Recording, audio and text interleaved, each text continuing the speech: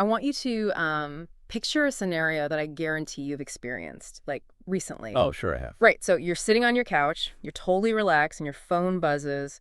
You look down, and it's a text message from your boss or, maybe your partner. Uh-oh. Yeah, and it's just 4 words. We need to talk. That is literally the worst text you can get. It is, but here's the thing. In the span of a millisecond, your brain does something incredibly complex and honestly slightly terrifying. Right, because you don't just read those words as flat data on a screen. Exactly. You hear them. You literally hear a voice in your head. Yes. Maybe it sounds angry or like disappointed or sarcastic or super urgent. You assign a tone, a whole cadence, this entire emotional landscape to those 4 words. And you base it entirely on your own internal anxieties. Yes.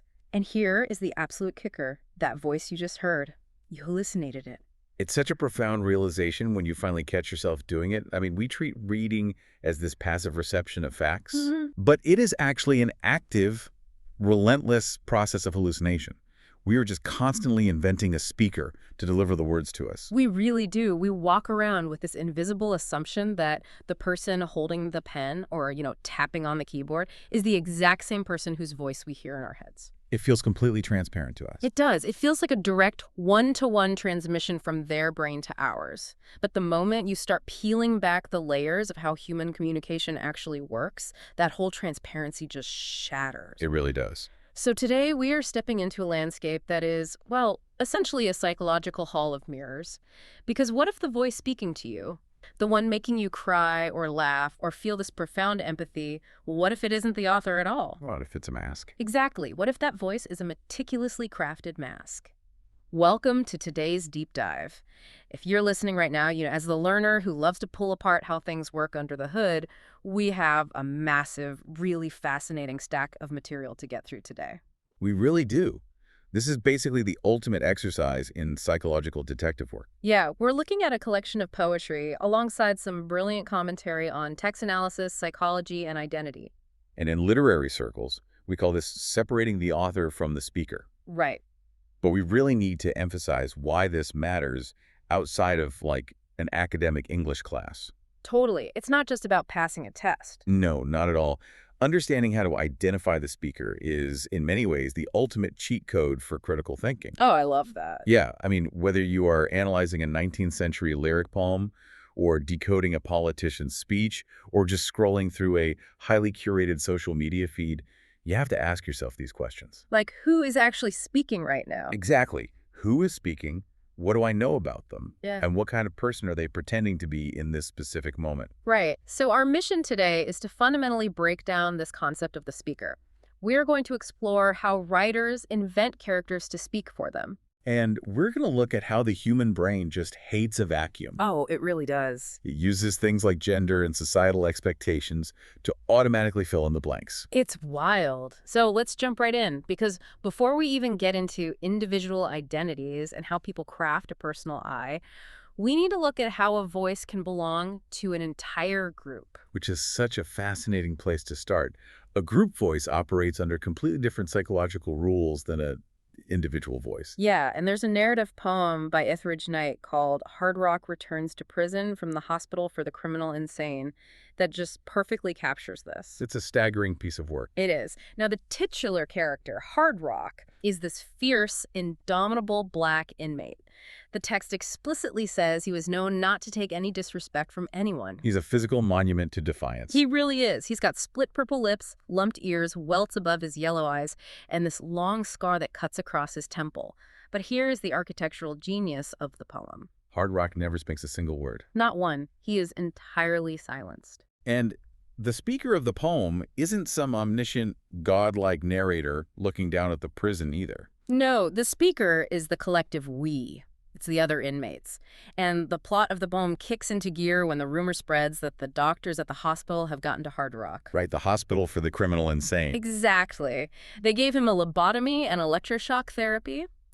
And the text describes him being brought back to the prison like a freshly gelded stallion to try his new status. It's such a brutal image. And the other inmates, are waiting to see if it's true. The poem says they wait like Indians at a corral. We really need to dive into the psychology of why Knight chose this collective we as the speaker here, because it changes everything. How so? Well, think about it. If Hard Rock were the speaker, this would be a deeply internal medical tragedy. Right, it would be his own personal nightmare. Exactly.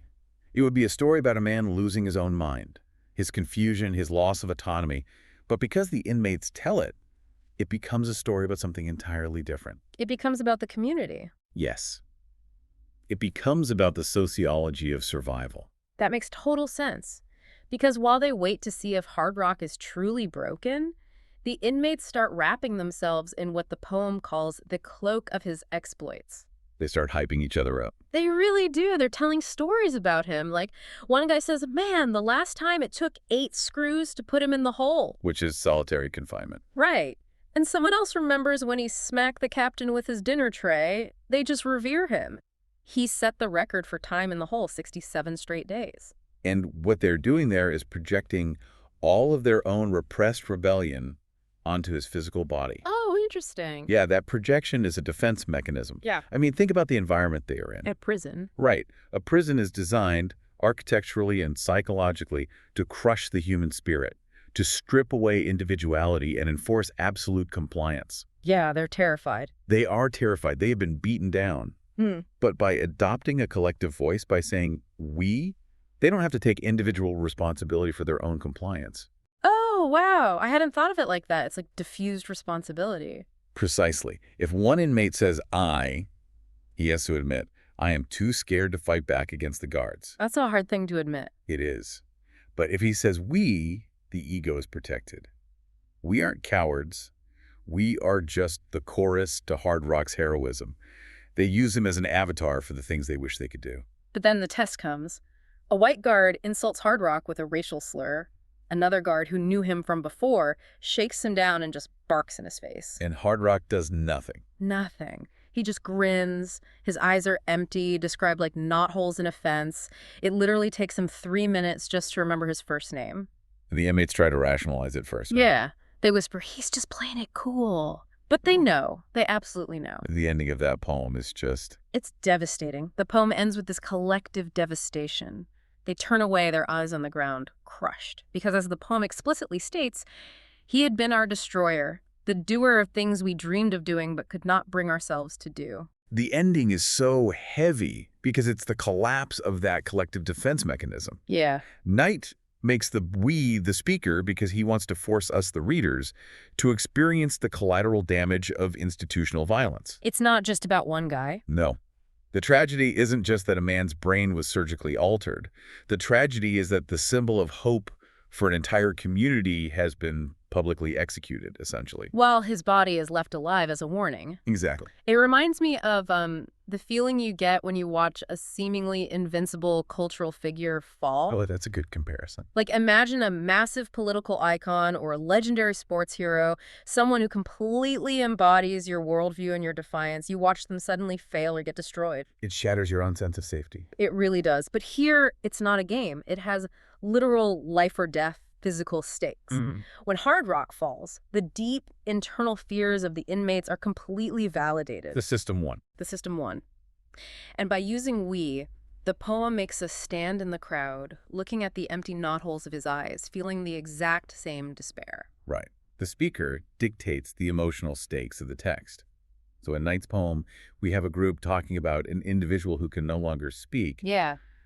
But the dynamic shifts dramatically when we look at an individual talking directly to someone who cannot or will not answer back. Which brings us to one of my absolute favorite literary devices.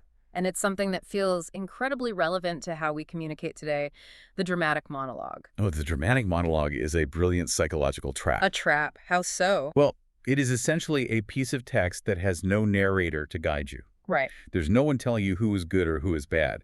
It consists entirely of the words a single fictional speaker speaks to a fictional auditor in a specific high-stakes situation. I was trying to come up with a good analogy for this, and it struck me. Reading a dramatic monologue is exactly like sitting on a quiet train, and the person in the seat next to you is having a really intense, heated phone conversation. Yes. You can only hear one side of the dialogue. You don't know what the person on the other end of the line is saying. So your brain has to do the work. Exactly.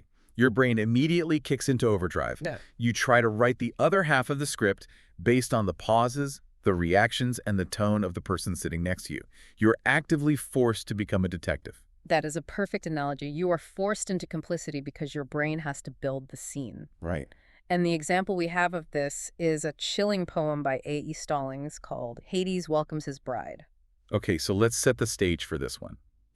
In Greek mythology, Hades is the god of the underworld, the lord of the dead. The ultimate bad guy, usually. Yeah. And his bride is Persephone, who he basically abducted from the surface world, taking her away from her mother, the goddess of the harvest. But in this poem, Persephone's name never actually appears. Right. She never speaks. We are only getting the perspective of the man who kidnapped her as he gives her a walking tour of hell. And we only know her reactions based on how he responds to her silence. Yes. The silence of the auditor Persephone becomes the canvas for the speaker's true nature. And his true nature is, well, it's confusing. Because he starts off sounding weirdly gentle. He does. He says, "Come now, child, adjust your eyes, for sight is here a lesser sense." He tells her she has to learn to navigate by touch. Which sounds helpful, out of context. Right. But then he warns her about the gross things in the environment.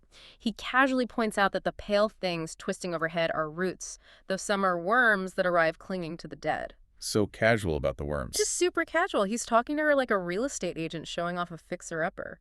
He really is. He points out the decor. He shows her the thrones he had commissioned. Oh, the throne. Yeah, he brags that they aren't made of gold, but of deep black diamonds and lead, which he claims is subtler and better taste and perfectly suited to her timid beauty and pale throat. I mean, lead thrones, come on. He even sets up a hobby room for her. He's very thoughtful. So thoughtful. He shows her a loom with silk unraveled from the finest burial shrouds, dyed the richest shades of black. And throughout all of this, we get these clues about how terrified she is. Right, because he says things like, "No smile, while some solemnity befits a queen." He notices she's miserable. He does. Later, he shows her a room with 3 silent shadow maids who have no mouths or eyes, so they can't gossip. Which is horrifying. And he says, "Come, come, this is the greatest room. I had it specially made after great thought so you would feel at home." He even painted the ceiling to look like an evening sky, just without any stars or a moon. And the climax of the poem hinges entirely on her unspoken physical reaction. Yes. At the very end, he points to a stark shape crouching in the corner of the room. He says, "Sweet, that is to be our bed. Our bed. Ah, your hand is trembling. I fear there is, as yet, too much pulse in it." Too much pulse in it. Ah. He is practically salivating at the thought of her complete transition into his world of death. Okay, so here's where I really want to push back, or at least debate the psychology of the speaker. Okay, let's do it. When I read this, my modern brain immediately screams, gaslighting. Oh, absolutely. Right. He kidnapped her, dragged her to a lightless pit full of worms, gave her a throne made of literal toxic lead, and is acting like he deserves an award for being a thoughtful husband. He really thinks he nailed the decor. So my question is he a Machiavellian abuser who knows exactly how terrifying he is and is just playing with his food? Or is he a pathetic, out-of-touch deity who genuinely doesn't understand why a windowless room and a lead chair is a bad anniversary gift?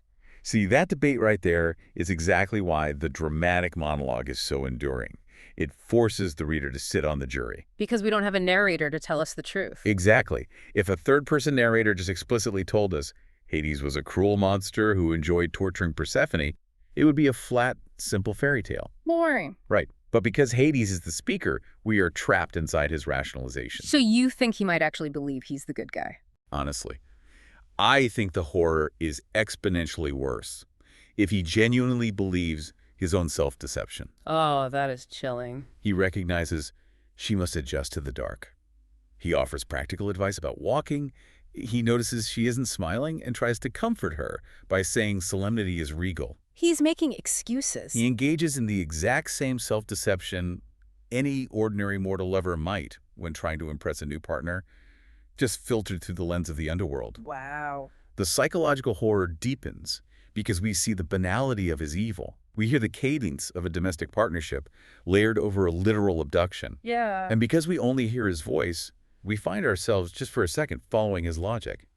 We become complicit. It's so manipulative, the speaker forces you into their worldview. They do. Okay, so separating the author from the speaker is relatively easy when the speaker is the god of the underworld or, a group of 1960s prison inmates. Sure. But here is where we hit the real turbulence. What happens when the speaker just uses the pronoun I and they sound exactly like the author? Ah, the lyrical I. Yes. This is where our brains fail us the most.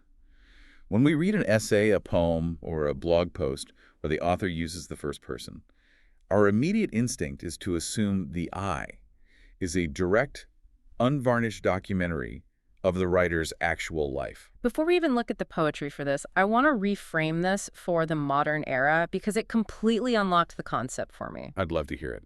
Think about social media. When you see an influencer post a raw, vulnerable video on TikTok, crying in their car, talking about a breakup. Oh, we've all seen those. Right. They are saying I. It looks incredibly real. But what you are actually seeing is a highly curated, edited version of their inner life. Yes. They chose the lighting, they set up the camera, they decided which parts of the story to emphasize and which parts to leave out. It is a persona, it's a character based on them, but it isn't the totality of their existence. That is a phenomenal parallel. Because the influencer crying in the car is doing exactly what poets have been doing for centuries. Building a character. They're constructing a speaker. Sometimes they make it obvious by borrowing a historical figure. Like Margaret Atwood. Right. We have this poem by the Canadian author Margaret Atwood called Death of a Young Son by Drowning. Now, Atwood's writing this, but she isn't the speaker. No, she constructed a persona based on Susanna Moodie, a real 19th century pioneer who immigrated from Scotland to Canada. Atwood used historical facts, letters, and journals to build this voice. And it is intense. The poem describes the horrific, chaotic experience of losing a child to a rushing river. The speaker describes the boy's feet sliding on the bank, the currents taking him, swirling with ice and trees. And then the grim retrieval. Yeah.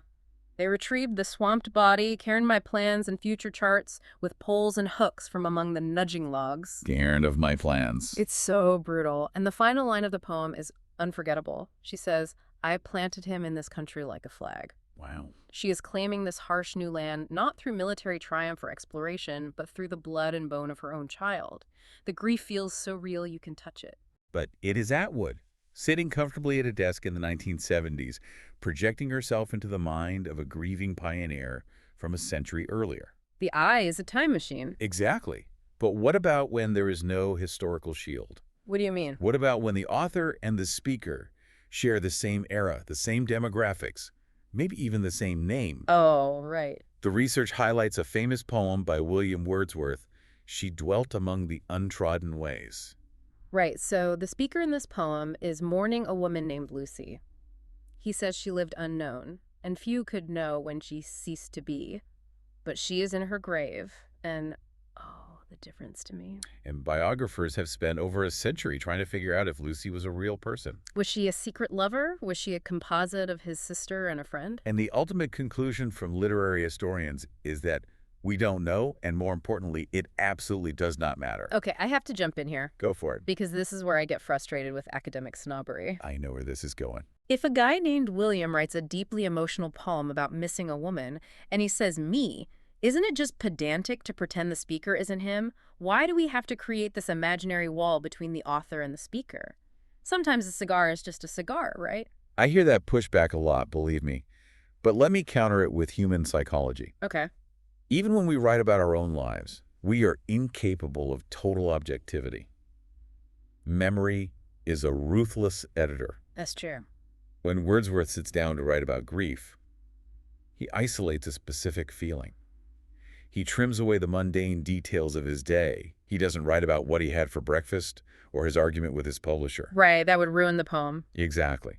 He creates a distilled character of himself, a persona that emphasizes a pure, concentrated version of his emotional landscape. Oh, I see. The author William Wordsworth is a complicated, messy human being. The speaker of the poem is a laser-focused entity designed entirely to process the concept of loss.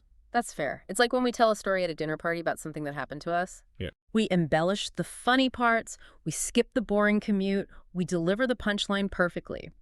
The I in the dinner party story is a polished version of the I that actually lived the event. Exactly. And there's another great example of this concealed I in the sources. Dorothy Parker's poem, A Certain Lady. Oh, I love Dorothy Parker. It's so good. The speaker in that poem is painting her lips, laughing, and listening rapturously to a man listing all his other lovers. While inside, she's devastated. Right, she's hiding the, quote, thousand little deaths my heart has died. Now, is that Parker herself? Or is it a highly relatable persona she constructed to explore unrequited love and social performance? It's the dinner party version again. Exactly. And contemporary poets Billy Collins and Sharon Olds offer incredible insights into this. What do they say? Well, Billy Collins actually says that finding your voice as a writer isn't about digging down to your raw, authentic soul. Really? He argues that you find your voice when you invent a character who resembles you, who shares your sensibilities, but is flexible enough to drop into any narrative situation. That takes the pressure off, honestly. And what about Sharon Olds? Sharon Olds takes it even further.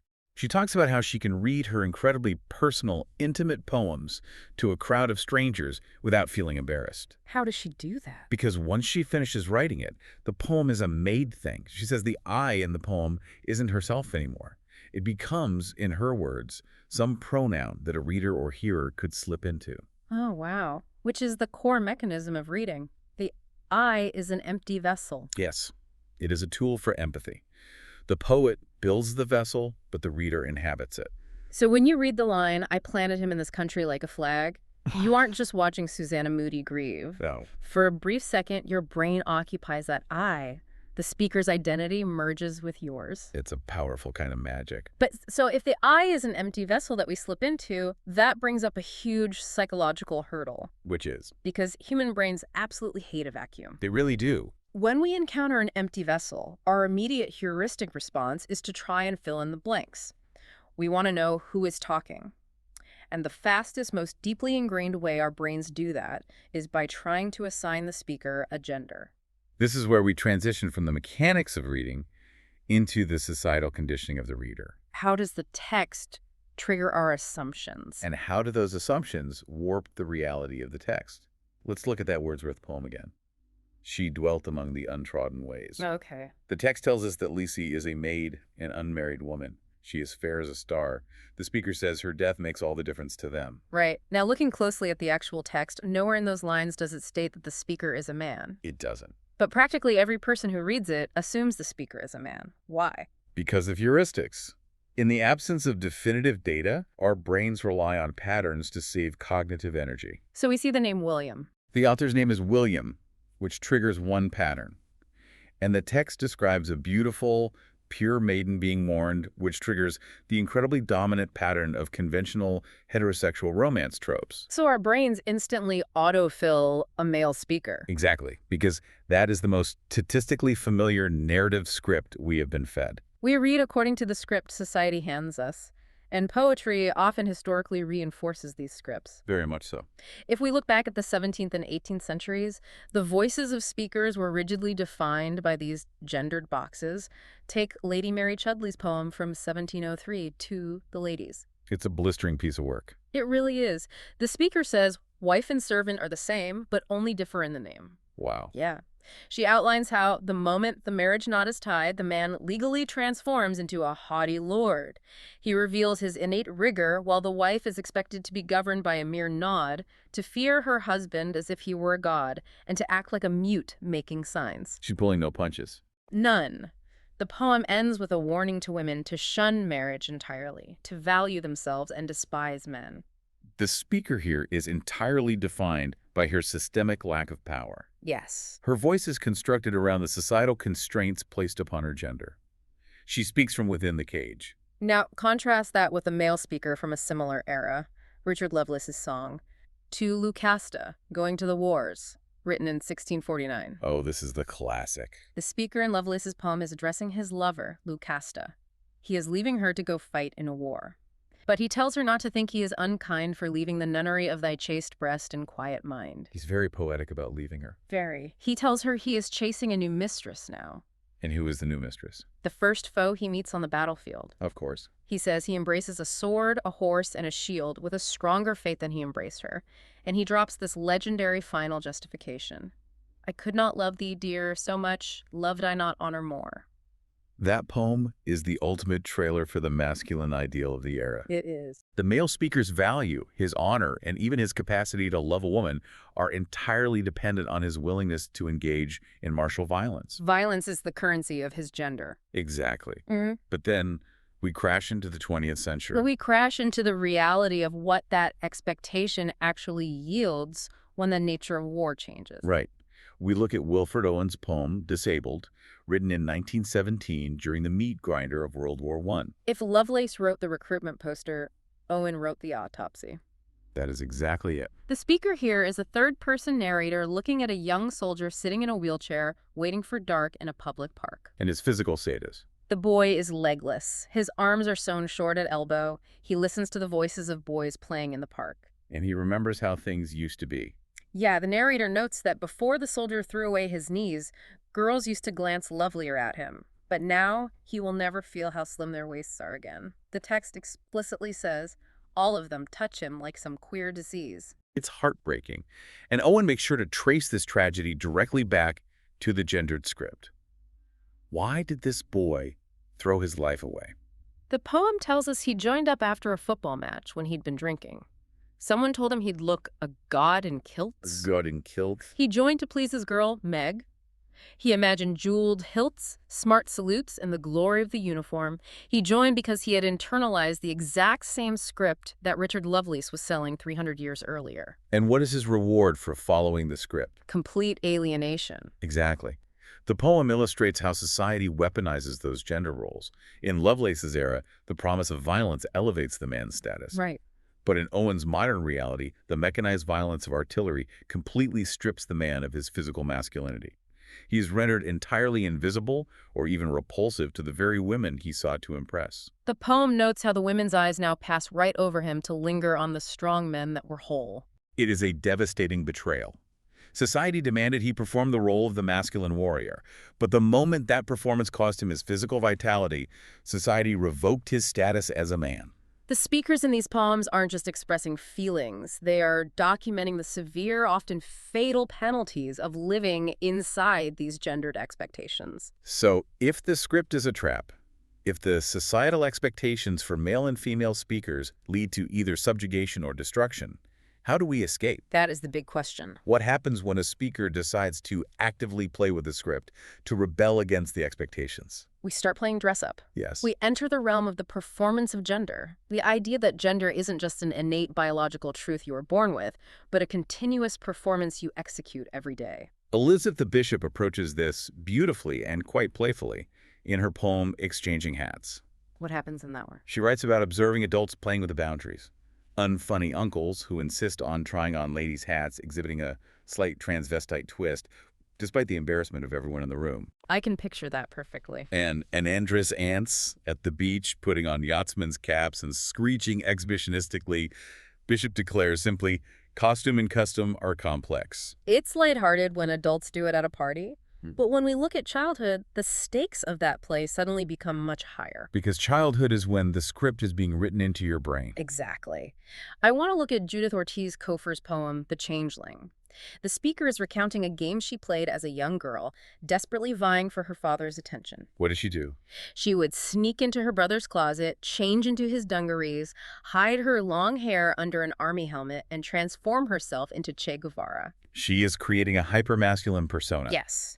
She struts around the room, telling her father tales of battles, carnage, rivers of blood, and manly feasts with rum and music. And the split reaction from her parents is the crux of the entire poem.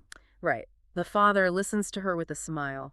He is baffled but amused by her tales of brotherhood. But the mother. The mother is furious. She sternly forbids the girl from sitting down at the dinner table as a man. Wow. She orders her back to a dark cubicle to shed the costume, to furiously braid her hair, and to return invisible as herself to the real world of her kitchen. This contrast demands analysis. Why is the father smiling while the mother resorts to strict, almost aggressive policing? My initial thought is just the classic dynamic of the fun dad versus the strict mom. Like, the dad sees a kid playing a harmless game of pretend soldier, Sure, that's on the surface. but the mom's reaction feels so loaded with panic. It is panic, and it's protective panic. Protective? Yeah, the father can afford to be amused because he holds the ultimate power in that societal dynamic. His Mm. own gender role isn't threatened by his daughter's temporary game. Ah, But the mother understands the real world. She knows that severe, unforgiving social penalties that await women who refuse to conform to their prescribed roles. so she's trying to save her. Exactly. Her reaction is punitive, yes, but it is born from a desire to ensure her daughter's survival in a patriarchal society. She polices her daughter to force her to assimilate. But the cost of that protection is so high. It is. The speaker notes that to be the man, the soldier, was to be seen, to be heard, to be fascinating to her father. But to return to the real world of her kitchen, as her mother demands, is to become invisible. The mother is enforcing invisibility as a survival tactic. That desire to escape invisibility, to find a place where you can safely experiment with agency, leads us to the concept of safe spaces in childhood. We see this brilliantly explored in Marie Howe's poem, Practicing. Yes. The speaker in this poem is looking back at being in the 7th grade, and the setting is crucial here. They are in the basements of their parents' houses. It's an isolated laboratory, away from the eyes of adults. The details are incredibly specific. Linda's basement was shaped like a boat, with booths and portholes. Gloria's father had a bar downstairs with plush carpeting and stools that spun. Very 70s. Very. And in these subterranean spaces, the girls would pair off, turn out the lights, and kiss each other until they were stoned on kisses. And the key line of the poem is what they say to each other while doing this. Now, you be the boy. They explicitly call it practicing. They never spoke of it upstairs, outdoors, or in the daylight. It only happened in the dark. There is a remarkable interview with Marie Howe about the psychology behind this poem. Oh, what did she say? She explains that in our culture, young girls are systematically taught to be objects. They are taught how to be looked at, how to be the recipient of someone else's desire. Right. But in these basements, away from the cultural gaze, they found a space where they could be the subjects, the initiators of desire. That makes total sense. Howe says, I gotta be a boy-girl and a girl-girl. I gotta kiss the girl and kiss the boy. The poem ends with a yearning to write a song for that thick silence in the dark and the first pure thrill of unreluctant desire just before we made ourselves stop. It was a fleeting window of total agency before the culture fully locked them into their adult roles. What I find so interesting is Howe's note on the literal truth of the poem. Oh, yes. This is vital for our discussion of the speaker. When a magazine published it, the legal department asked if the girls were identifiable. Right, for liability. And Howe admitted that while the basements were entirely real, Linda's boat basement and Gloria's plush carpet were factual, she didn't actually kiss those specific girls. It is a constructed truth. She used the raw materials of her childhood to build a persona, a vessel, to explore a broader emotional reality about how we learn to perform desire. So we spent a lot of time seeing how the script polices women and young girls, forcing them into specific lanes of behavior or invisibility. We have. But we cannot overlook how this script traps men. No, absolutely not. Let's shift our focus to how these sources explore the construction of the male speaker, specifically the heavy, isolating burden of traditional masculinity. The shift in the poetry here is stark. We move entirely out of kitchens and plush basements, and we enter landscapes of brutal industry, metal, and profound emotional suppression. The perfect example is David Wagoner's poem, My Father's Garden. Yes. The speaker is describing his father, who worked as a melter in a hellish open-hearth steel mill. The environment is apocalyptic. The text describes white-hot steel boiling against furnace walls, demons and dragons in molten tons blazing down into huge satanic cauldrons. And on his way home from this nightmare, the father would walk through a scrapyard. The poem calls this scrapyard his kind of garden. Pay attention to the metaphorical substitution happening here. Okay. Instead of picking actual organic flowers, the father brings home industrial detritus for his children. Small gears and cogwheels with teeth that look like petals. Ball bearings as big as grapes. Long stalks of lead that the kids would melt down to pour into toy soldiers. The poem says the father tried desperately to keep his brain from melting in those mills.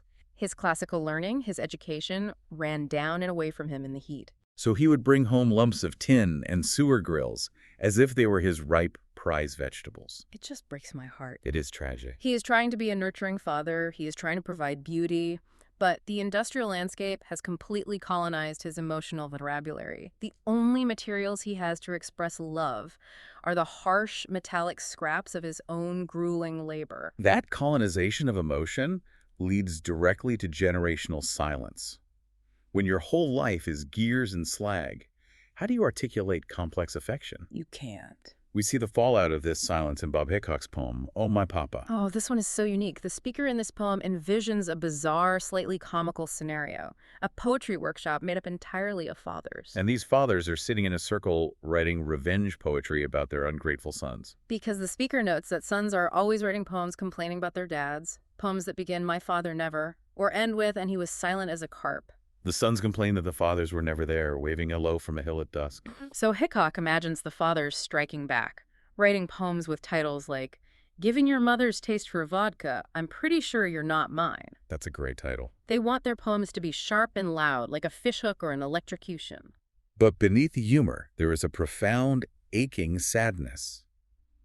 The fathers are trapped. Yeah, the speaker realizes how impossible it is to write a simple, kind poem to his father, a man who worked like a man with 7 kids and a house to feed, whose absence was his presence. Think about that phrase, whose absence was his presence. The father showed his love by being away, by working himself to the bone to provide.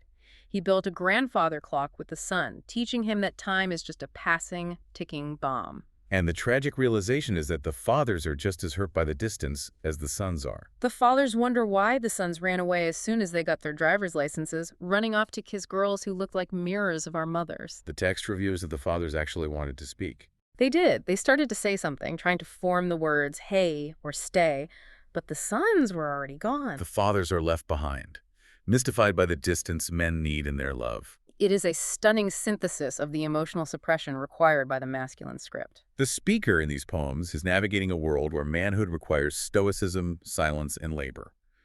They are desperately trying to find or express tenderness in a landscape of metal and explosions. And even when we look at pop culture icons of masculinity, the imagery stays industrial. Right.